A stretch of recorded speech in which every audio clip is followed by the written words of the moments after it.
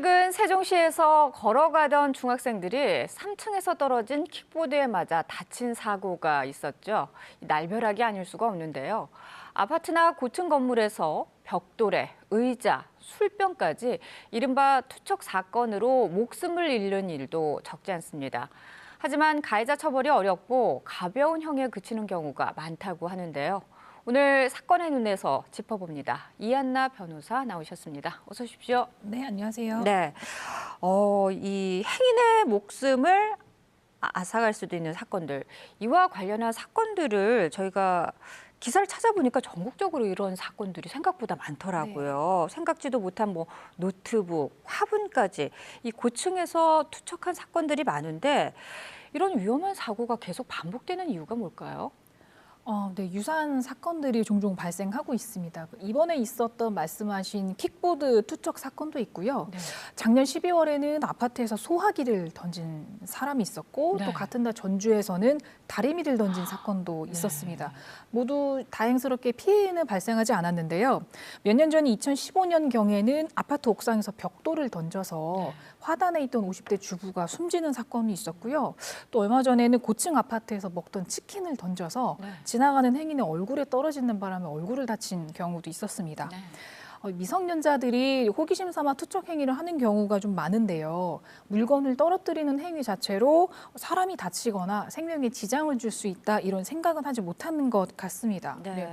문제는 물건 투척 행위에 대한 처벌 자체가 너무 낮거나 처벌을 하지 않는 경우가 많다는 점이라고 할 수 있겠습니다. 그것 때문에 계속해서 이런 사건들이 발생한다라는 말씀이신 것 같은데 이번 세종시 같은 경우에는 학생 2명이 머리와 다리를 다쳤거든요. 이게 만약에 잘못됐을 경우에는 생명이 위험할 수도 있는 그런 상황이었기 때문에 이 물건을 던져서 길 가던 사람을 숨지게 하거나 크게 다치는 위험한 행동을 했을 때 말씀하신 것처럼 처벌 수위가 낮다고 하셨잖아요. 네. 그 이유가 뭘까요? 우선 이 세종시에서 있었던 사건만 보더라도 물건 던진 아이들이 만 10세 미만으로 형사 미성년자에 해당해서요. 형벌 자체가 좀 불가능하고요. 보통 건물에서 물건을 던져도 재물만 파손된 경우라고 하면 단순 무단 투기 정도로 벌금 5만 원으로 끝납니다. 그리고 손괴죄로 사실 처벌해받지는 않는데 그 이유는 우리나라가 과실로 물건을 손괴한 경우는 처벌을 하지 않기 때문입니다. 그렇지만 이 경우에도 사람이 다치면 과실치상으로 처벌은 받을 수 있고요. 만약에 숨지게 되면 과실치사로 처벌을 받을 수는 있습니다. 다만 이때에도 이제 고의성은 없이 과실로 사람을 다치게 하거나 숨지게 한 경우이기 때문에 최대 처벌받는 범위는 과실치사라고 해도 최대 징역 5년 정도 그리고 만약에 부상만 입은 경우에는 벌금형 정도에 그치는 경우가 좀 많습니다. 글쎄요, 잘 이해가 되지 않습니다. 이 고층에서 물건을 던진다는 자체가 사실 위험한 행동인데 이게 고의성이 있다 없다로 이 처벌 수위가 달라진다는 게 어떻게 달라지는 거죠? 고의성이 있으면 이야기가 좀 달라집니다. 만약에 재물이 망가진 경우라고 했을 때는 재물손괴죄로 처벌을 받게 되고요. 사람이 다치게 되면은 특수상해로 처벌을 받게 됩니다. 그리고 만약에 물건에 맞은 사람이 사망에 이르게 되면 그때는 살인죄로 처벌을 받게 됩니다. 물론 이때 물건 던진 행위에 대해서 고의성이 입증이 되지 않으면 실제 고의범죄로 처벌받는 경우는 좀 드물다고 할 수 있겠습니다.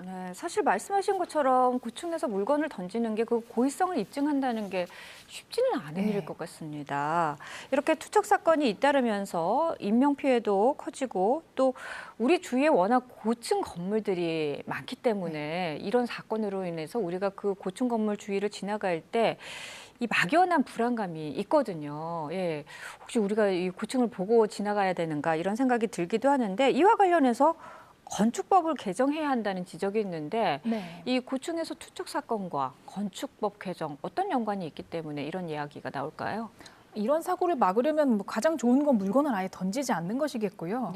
어떤 방법으로는 건물 외벽에 CCTV를 설치한다거나 그물망을 설치하는 방법도 있겠습니다만 CCTV를 달면 사생활 보호에 문제가 생기고 그물망을 설치하면 또 건물 미관 쪽으로 해칠 수가 있어서 현실성은 조금 떨어집니다. 현재 주택건설 기준 등에 관한 규정에 따르면 공동주택의 건물 외벽에서 도로 간 최소의 이격거리가 2m로 정해져 있습니다.